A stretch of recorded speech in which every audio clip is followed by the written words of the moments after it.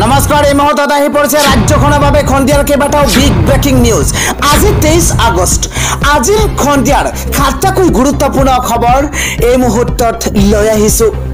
এনে ধৰণৰ খবৰসমূহ চাই থাকিবৰ কাৰণে চেনেলটো সাবস্ক্ৰাইব কৰিবলৈ নাপাহৰিব।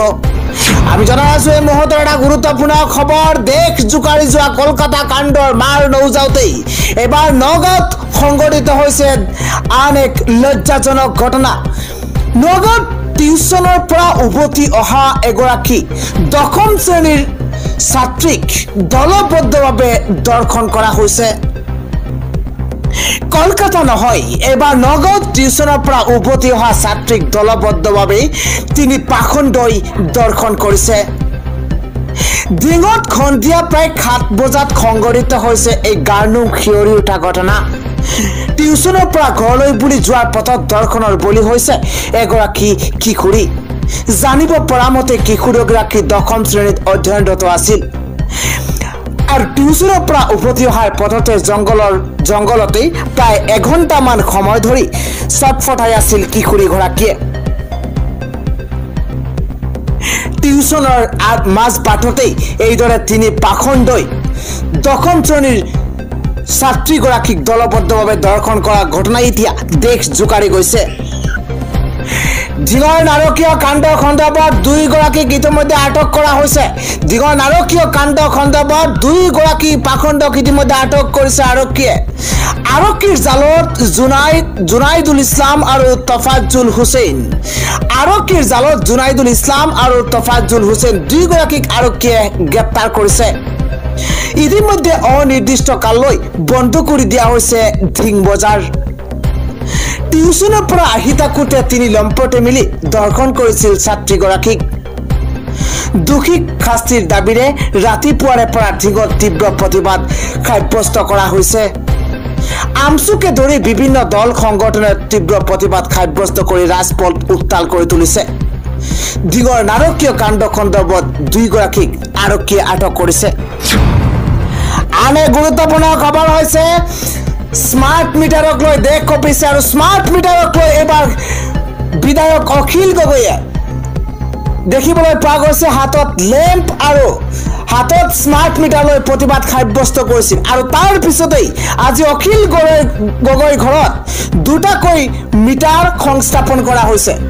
আমি জনাই আছো এটা বিশেষ খবৰ। অখিল গগৈৰ বাসগৃহত লাগিছে আজি ডাবল মিটাৰ। নিজৰা পৰাত ঘৰত এপিডিচিএলৰ কৰ্মীয়ে লগাইছে মেনুৱেল মিটাৰ। এতিয়াৰ পৰা smart meter manual meter bill পৰ্যবেক্ষণ কৰিব লাগিব বিধায়ক অখিল গগৈয়ে। অখিল গগৈয়ে দাবী কৰিছিল যে স্মাৰ্ট মিটাৰত বিল বেছিকৈ আহে আৰু তাৰ পিছতেই অখিল গগৈক সেয়া প্ৰমাণ কৰিবৰ কাৰণে অখিল গগৈৰ ঘৰত এটা মেনুৱেল মিটাৰ আৰু এটা স্মাৰ্ট মিটাৰ 2টা মিটাৰ সংস্থাপন কৰা হৈছে। স্মাৰ্ট মিটাৰৰ বিৰুদ্ধে প্ৰতিবাদৰ পাছতে ডাবল মিটাৰ লাগিছে এইবাৰ অখিল গগৈৰ বাসগৃহত। মন্ত্ৰী পীযুষ হাজৰিকাই প্ৰত্যাহ্বান জনাইছিল অখিল গগৈক। জনাইছিল যে ডাবল মিটাৰ লগাৰ পাছতে প্ৰতিক্ৰিয়া প্ৰকাশ অখিল গগৈৰ যে আপোনাৰ ঘৰত মিটাৰ লগাই দিম আৰু পূৰ্বৰ যি মিটাৰ আছে সেই মিটাৰ আৰু বৰ্তমানৰ যি স্মাৰ্ট মিটাৰ সেই স্মাৰ্ট মিটাৰ একেই। সেয়া দেখুৱাবৰ কাৰণে তাৰ পাৰ্থক্য দেখুৱাবৰ কাৰণে এবাৰ অখিল গগৈৰ ঘৰত সেই মিটাৰ লগোৱা হৈছে। মোক চাপত ৰখাৰ বাবে চৰকাৰে গ্ৰহণ কৰিছে পদক্ষেপ, এয়া অখিলৰ মন্তব্য। মিটাৰ লগাব বিচাৰিছে, লগাব দিছো মই। অখিল গগৈৰ বাসগৃহত লাগিছে আজি ডাবল মিটাৰ। আৰু এক গুৰুত্বপূৰ্ণ খবৰ হৈছে জাকে জাকে আহি বাংলাদেশী সোমাইছে ভাৰতবৰ্ষত। এবাৰ পাছে পাছে দৌৰিছে আৰক্ষী। ৰেলৱে ষ্টেচনত এক প্ৰকাৰৰ হাহাকাৰ পৰিৱেশৰ সূচনা হৈছে।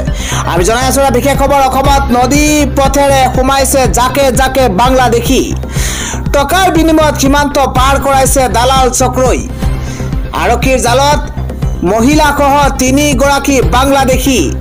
খেদি খেদি আৰক্ষীয়ে ধৰিছে অবৈধ বাংলাদেশীক। 15,000 টকাৰ বিনিময়ত দালাল চক্ৰই পাৰ কৰাইছিল বাংলাদেশীক। ত্ৰিপুৰা সীমান্ত পাৰ হৈ অবৈধভাৱে ভাৰতত প্ৰৱেশ কৰিছিল বাংলাদেশী কেইটাই। নামনি ত্ৰিপুৰা খুন্দৰী ৰেলৰ পৰা আৰক্ষীয়ে গ্ৰেপ্তাৰ কৰিছে বহু কেইটাক। অসমত নদী পথেৰে সোমাইছে জাকে জাকে বাংলাদেশী। আন এক গুৰুত্বপূৰ্ণ খবৰ হৈছে এবাৰ বিতৰ্কিত শিক্ষক ভিক্টৰ দাস গ্ৰেপ্তাৰ হ'ব নেকি পুনৰ গ্ৰেপ্তাৰ হ'ব বিতৰ্কিত শিক্ষক ভিক্টৰ দাস মুখ্যমন্ত্ৰী হিমন্ত বিশ্ব শৰ্মাক গালি গালাজ কৰিবাৰ বিপদত বিতৰ্কিত শিক্ষক ভিক্টৰ দাস এটা ডাঙৰ খবৰ জনোৱাৰ চেষ্টা কৰিছো মুখ্যমন্ত্ৰী ডক্টৰ হিমন্ত বিশ্ব শৰ্মাক অশ্লীল ভাষাৰে গালি গালাজ কৰি বিপদত বিতৰ্কিত শিক্ষক ভিক্টৰ দাস পুনৰ গ্ৰেপ্তাৰ হ'ব বিতৰ্কিত শিক্ষক ভিক্টৰ দাস পুনৰ ৰঙাগড়ৰ আলহী হ'ব লাগিব ভিক্টৰ দাস বিৰুদ্ধে দুখনকৈ আৰক্ষী চকীত আৰক্ষী থানাত গোচৰ ৰুজু কৰা হৈছে দুখনকৈ গোচৰ ৰুজু কৰা হৈছে ডিজিপি জিপি সিং মন্ত্ৰী পীযুষ হাজৰিকাকো অশ্লীল ভাষাৰে গালি গালাজ কৰিছিল ভিক্টৰ দাসে বিতৰ্কিত শিক্ষক ভিক্টৰ দাসৰ বিৰুদ্ধে উত্তৰ বঙাইগাঁও তহলদাৰী আৰক্ষী চকীত এজাহাৰ দাখিল কৰা হৈছে বিজেপি যুৱ মৰ্চাৰ বঙাইগাঁও জিলাৰ উপ সভাপতিয়ে দাখিল কৰিছে এজাহাৰ ভিক্টৰ দাসৰ বিৰুদ্ধে দিছপুৰ আৰক্ষী থানাতো এজাহাৰ দাখিল কৰা হৈছে এজাহাৰ দাখিল কৰিলে অনুসূচিত মৰ্চাৰ উত্তৰ কামৰূপ মহানগৰ জিলা সমিতিয়ে ফেসবুক লাইভৰ জৰিয়তে মুখ্যমন্ত্ৰী doctor Himanta Biswa Sarma DGP GP Singh মন্ত্ৰী পীযুষ হাজৰিকাক চৰম অপমান কৰিছিল ভিক্টৰ দাসে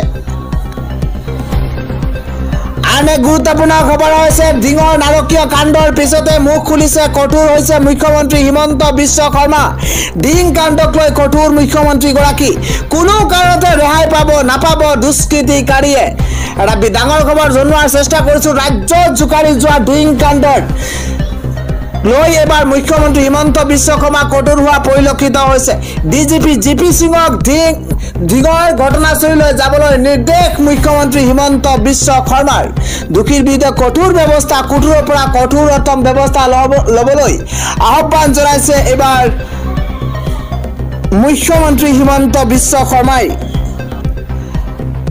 আন এক গুৰুত্বপূৰ্ণ খবৰ হৈছে আজি ভয়ংকৰ বাছ দুৰ্ঘটনা সংঘটিত হৈছে থিতাতে 14 গৰাকীকৈ লোকৰ মৃত্যু হৈছে নেপালত ভয়ংকৰ যাত্ৰীবাহী বাছ দুৰ্ঘটনা সংঘটিত হৈছে নৈত বাগৰি পৰিছে 40 গৰাকীকৈ যাত্ৰী কঢ়িয়া এখন বাছ নেপালত সংঘটিত হৈছে ভয়ংকৰ বাছ দুৰ্ঘটনা 14 গৰাকীকৈ যাত্ৰীৰ মৃত্যু হৈছে অতিকে গাৰনম খিয়ৰিটা ঘটনা সংঘটিত হৈছে টানাহুন জিলাত মাৰ্চিয়াংধি নৈত বাগৰি পৰিছে যাত্ৰীবাহী বাছ আৰু 40 গৰাকী ভাৰতীয় যাত্ৰী কঢ়িয়াই নিয়া বাছখন বাগৰি পৰিছে আৰু 14 গৰাকীকৈ লোক ঘটনাস্থলীৰ মৃত্যু হৈছে বুলি জানিব পৰা গৈছে মৃতকৰ সংখ্যা আৰু বৃদ্ধি পোৱাৰ সম্ভাৱনা প্ৰকাশ কৰা হৈছে